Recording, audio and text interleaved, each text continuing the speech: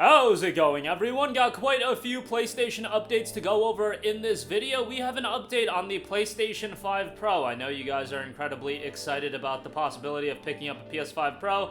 I jest a little bit, although the PlayStation 5, as I've mentioned routinely throughout this year, is being pushed to its absolute limits at this point, and there are some games that certainly could use the extra horsepower, to say the least, so we'll talk about it. I'm sure it's not a purchase that everybody is going to be eyeing to make, but we'll still talk about it as a major console release. I would still say is fairly notable. Concept art for a potential new PlayStation action-adventure title has seemingly leaked. We'll talk about that. Right off the top, as noted on Insider Gaming, Tom Henderson, very reputable. As far as the PlayStation 5 Pro is concerned, it looks like it is still gonna be releasing in 2024. It's noted, admittedly, the more recent discussion about the PS5 Pro missing its holiday 2024 release have been fueled by my own tweet. People understandably took a relatively passive comment as if I was implying the Pro would miss its holiday 24 release or be cancelled entirely, but that isn't the case as of the time of this writing. Developers can submit their applications supporting the PS5 Pro to CertOps, Platform Certification and Operations, on July 30th, a date understood to have been finalized as far back as 18 months ago. In addition, all applications for the PS5 on games that'll be released after September 15th will be required to support the PS5 Pro. Now, this doesn't mean the PS5 Pro will release on September 16th, so also not an exact release date. The information which was released by PlayStation earlier this week to developers suggests that the PS5 Pro is still on track to be released later this year. I should also note, the idea of the game being required to support the PS5 Pro, that doesn't necessarily mean it's enhanced for PS5 Pro. I think some people are gonna mistake that. There are games that are gonna be optimized for PS5 Pro, as it looks like No Man's Sky is probably gonna be one of those games. As far as the recent update, it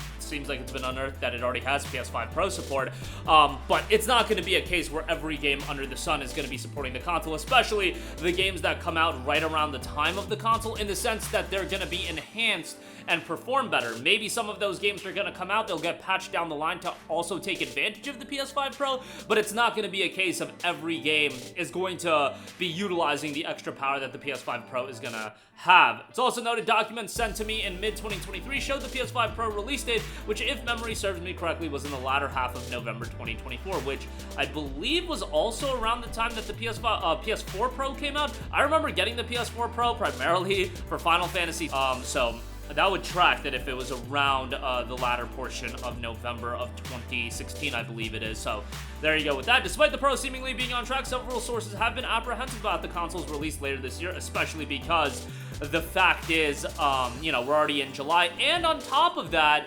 you're not gonna have a major first-party title as far as showcasing the console. You're just not. Regarding documentation, 90 to 95% of my reporting involves documented documentation source. Nothing implies that the PS5 Pro has been delayed or canceled. And again, official PlayStation hasn't said anything, not a hint of this PS5 Pro. So if they're gonna announce it, it would have to be like at the end of August or early September to really get the ball rolling as far as that's concerned. As far as the necessity of the console, look, I look at a game like Final Fantasy VII Rebirth, and that performance game mode of that game, when I played the game, I know it's been patched since then, but when I played the game, that was an absolute abomination. That may have been one of the worst performance modes I've ever played, especially relative to how good the graphics mode looks. And you guys know me, I love my 60 frames per second. I demand 60 FPS out of games these days, and I give up a lot for 60 FPS. FF7 Rebirth was one game where I took the L and I played that game at 30 FPS. Like, when it looks that trash, we got a problem. So obviously, there's room for the PS5 Pro's power to be utilized, and we are 4 years deep into this generation. However, given that how many major first-party exclusives, not cross-gen titles, has Sony released this generation? At launch, we had Demon's Souls Remake, then we had games such as Ratchet & Clank Rift Apart and Returnal, but then they shifted to cross-gen for a while with Horizon, Gran Turismo, God of War, and then Spider-Man 2. It's not like we've had a lot of major games. Now, I will offer to you this, that even the cross-gen games had their limitations as far as you're not doing 4K 60 FPS. 4K 60 FPS really always was off the table for the majority of games, but If somehow we can push 4K 60 FPS on some titles, that would be pretty cool. But at the same time, what's this going to be priced at? The base PS5 at this point is $500. Sometimes it'll go on sale for $450. Are we looking at a $550, $600 price point? And I personally am not a fan of the mid-gen upgrades. I wish, and I know this is never gonna happen, that Sony would just do the tiered releases at launch. Not like Xbox, where the Series S is underpowered and now is providing real complications. I'm talking about have your standard powered console still being good, and then also having the souped up high tier console for the people that are willing to spend the money, you know, at $600, $700, $800 even, because at that point it doesn't matter. You have the option that is going to be the option for the majority of people. There is also the element of not wanting to confuse the user base and split the user base right out the gate.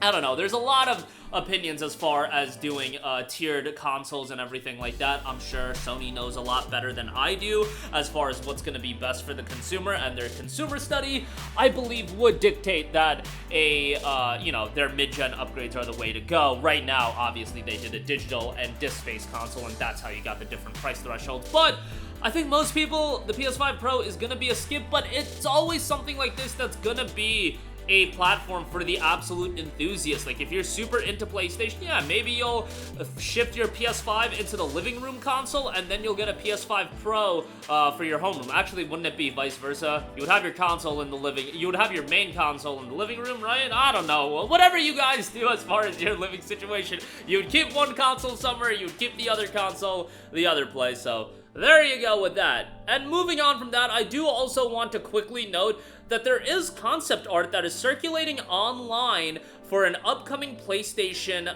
title, what it looks to be an upcoming PlayStation title. About 2 months ago, Movies and Games insider Daniel RPK shared intriguing details on his Patreon account. The report centered around a casting call for an upcoming PlayStation first-party title, with Jamie Boffis, Senior Manager of Casting and Talent at Sony PlayStation Studios Worldwide, listed as casting director. It was specifically for an action-adventure game, and now there are attached images on the casting page, but it doesn't really give us a lot to go with, but there's a lot of speculation that this is pointing towards a Naughty Dog title, and I definitely agree with that. This seems to be something...